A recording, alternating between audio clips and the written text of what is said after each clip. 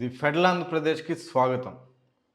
పార్లమెంట్లో బీజేపీ మీద ప్రతిపక్షాలు విమర్శలు చేసిన సందర్భం ప్రతిసారి వాటిల్ని వాటిల్ని తిప్పికొట్టడంలో, లేకపోతే ఆ విమర్శలకి ప్రతి విమర్శలు చేయడంలో, లేకపోతే ఆ విమర్శలకు సంబంధించినటువంటి చర్చలు తీసుకొని రావడంలో, భారతదేశ వ్యాప్తంగా ప్రజల్లో ఆ చర్చలకు సంబంధించినటువంటి సమాధానాలు చెప్పి భారతదేశపు ప్రజలు ఓటర్లు మన్ననలు పొందడంలో భారతీయ జనతా పార్టీ ఎప్పుడు వెనకడుగు వేస్తూనే ఉంటుంది, వైఫల్యం చెందుతూనే ఉంటుంది అన్న చర్చ పెద్ద ఎత్తున వినిపిస్తూ ఉంటుంది. పార్లమెంటు సమావేశాలు జరుగుతున్న ప్రతిసారి ఈ అంశాలు తెరపైకి వస్తూనే ఉంటాయి. ఇటీవల ప్రస్తుతం జరుగుతున్నటువంటి శీతాకాల పార్లమెంటు సమావేశాల్లో ఇటీవల జరిగినటువంటి ఓట్లకు సంబంధించినటువంటి చోరీ ఎలా జరిగింది, కేంద్ర ఎన్నికల కమిషన్ ఎలా వ్యవహరిస్తుంది, దొంగ ఓట్లు ఎలా పోలవుతున్నాయి, దానికి సంబంధించి కేంద్ర ప్రభుత్వం ఒత్తాసు ఎలా పలుకుతుంది అన్న అంశాలు పెద్ద ఎత్తున తెరపైకి వచ్చిన సందర్భంలో భారతీయ జనతా పార్టీకి సంబంధించినటువంటి నాయకులు, అంటే ప్రధాని నరేంద్ర మోడీ కానీ, హోంమంత్రి అమిత్ షా కానీ, ఇతర మంత్రులు చాలా సింపుల్గా దానిని డైవర్ట్ చేయడంలో సిద్ధహస్తులయ్యారు.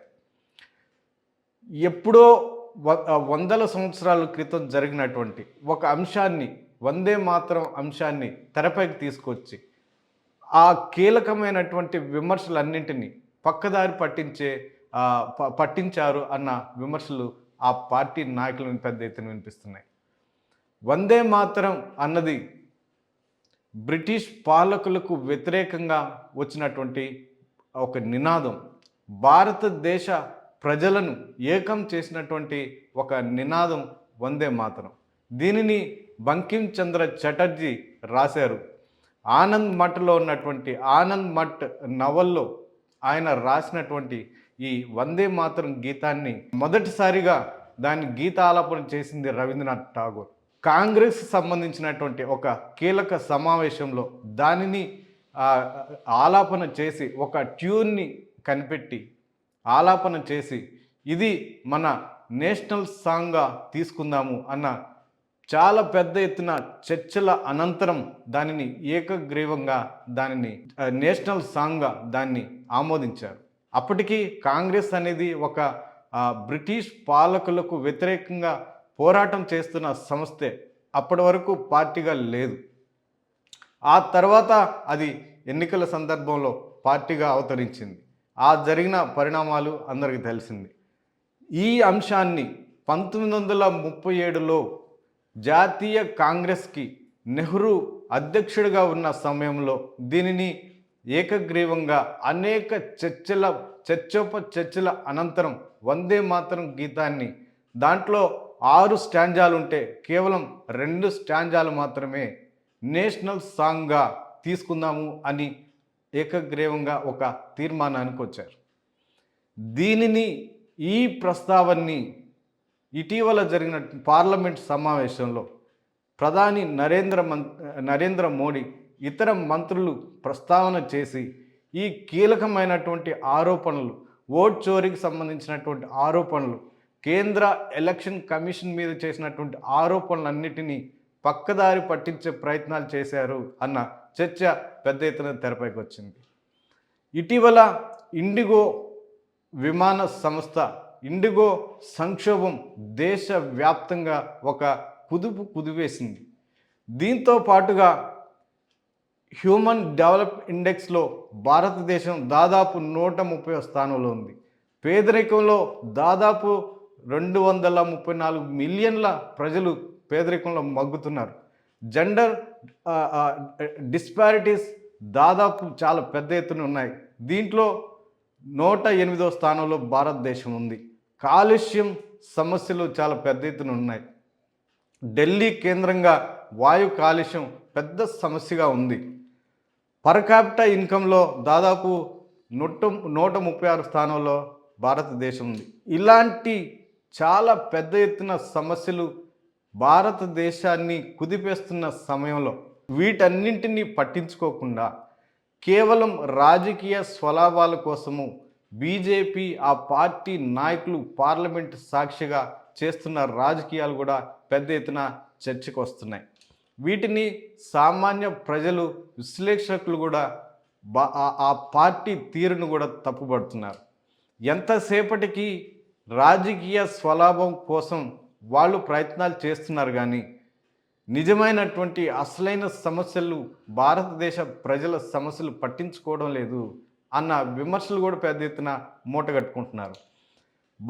ఇవన్నీ ఈ టైంలో ఈ చర్చ ఎందుకు వచ్చింది అన్నది కూడా పెద్ద ఎత్తున చర్చగా మారింది. బీజేపీ వ్యూహం ఎవరికి అంతుపట్టదు.